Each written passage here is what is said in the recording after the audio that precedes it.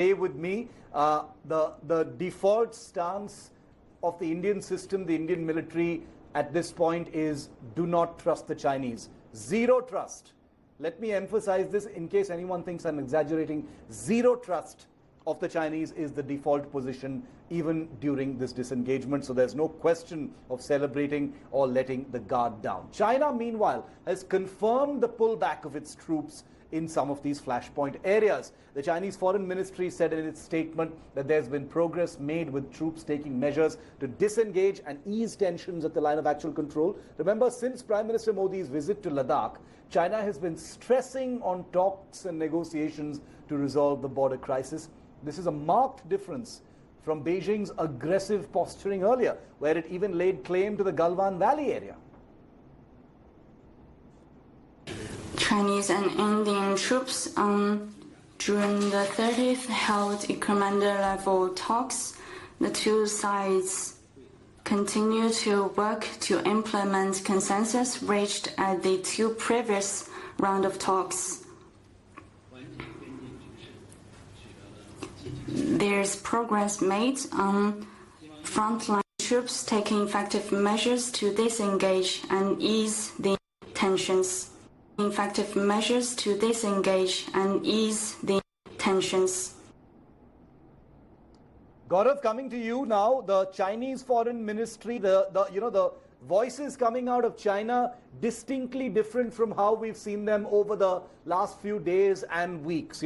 Usually statements laced with menace and warning and claims over the entire Galwan Valley have been distinctly tempered now, Gaurav.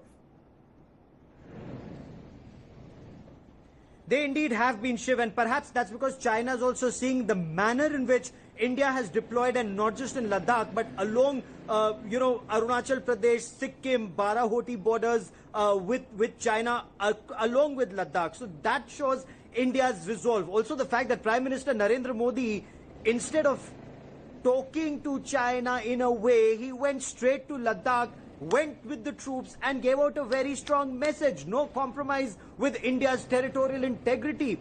Plus, the Chinese are not impressed just by words. It's the deeds of our braves at Galwan. The Chinese realized it will not be a walkover. If they thought that they could, with two divisions, march into Indian territory and come and sit at the confluence of Galwan and Shok River, they were in for a rude shock when 20 braves of ours made the supreme sacrifice of their lives and stopped the Chinese at Galwan. The Chinese, the wave was stopped there and rolled back.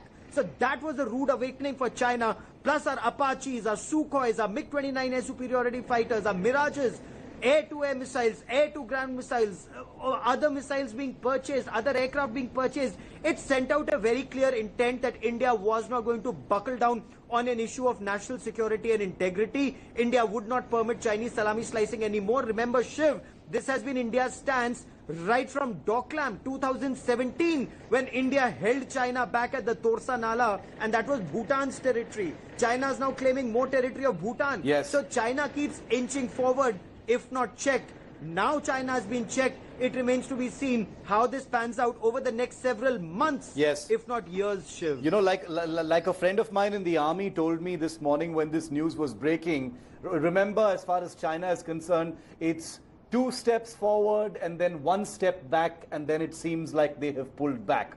In this case, it could be several steps forward and 2 steps back, and then you think that the Chinese have actually de-escalated or de-inducted, when that is not the case at all. They're creating new front lines with every passing aggression, and that's why a note of caution on seeing this as anything more than work in progress. It must be acknowledged. Geeta, the NSA and the Foreign Minister of China have spoken.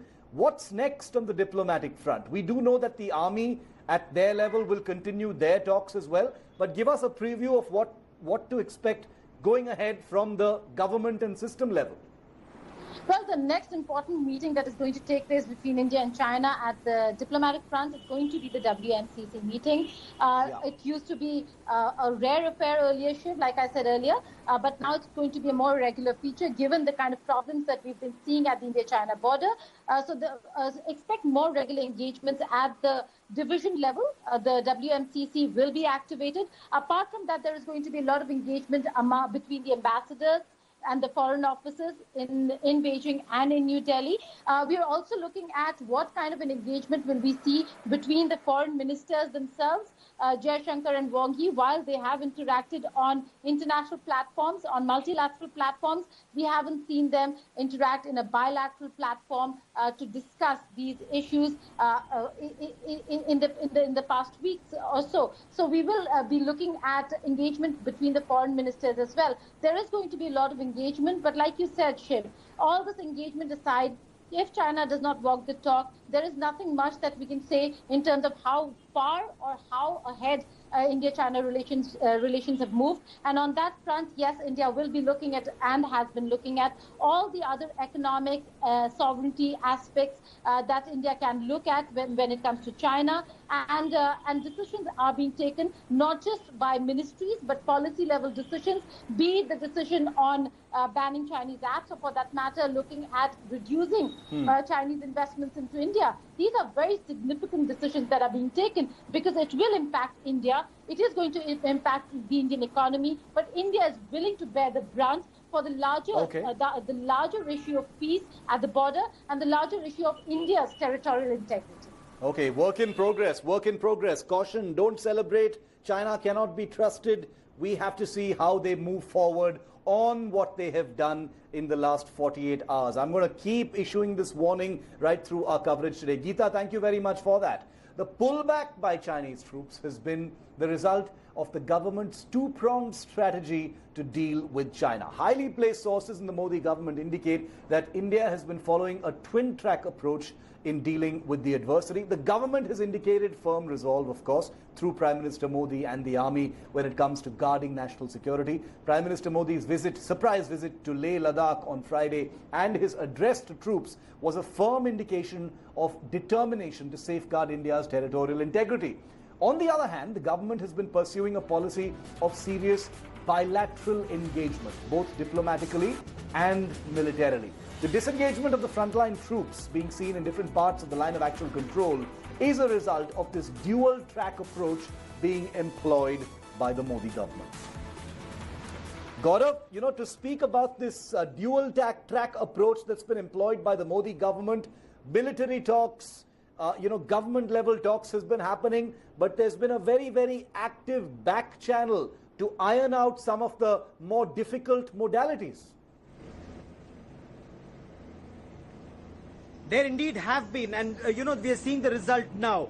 Right from the time that the Chinese transgressed, the dialogue was on. First at the level of the division commanders, then the level of the corps commanders. It's never been escalated to the level of corps commanders, but the fact that Lieutenant General Harinder Singh and Major General Lin Liu were in touch seemed to indicate that initial effort was to resolve it at the military to military level. When things got stuck, the External Affairs Ministry got involved. The Joint Secretary in charge of China and his Chinese counterpart, they were in touch. Then External Affairs Minister Jaishankar and Wang Yi, the Chinese State Councillor, they were in touch. And ultimately now it's been escalated to the level of the National Security Advisor and Wang Yi, who's also the special representative. So the two special representatives on boundary, they've gotten involved. So talks have been on at virtually every level, Shiv, in an effort to ensure that this does not escalate. Now, remember, even at the time when Doklam happened, the conversation was at either at the level of the major generals, the division commanders, or at the level of the foreign office. This time it's lieutenant generals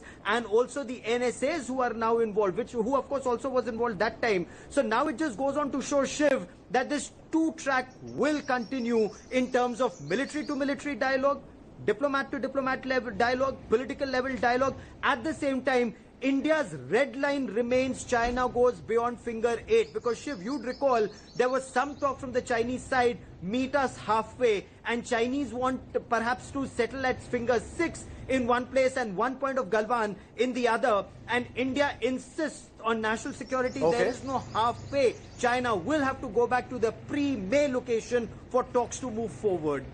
Gaurav, thanks very much for joining me on that. Work in progress, and it needs to be seen. India not letting its guard down even a fraction on the top of what's been happening on the line of actual control. It's been 2 months today. Today is 2 months since the India-China standoff began.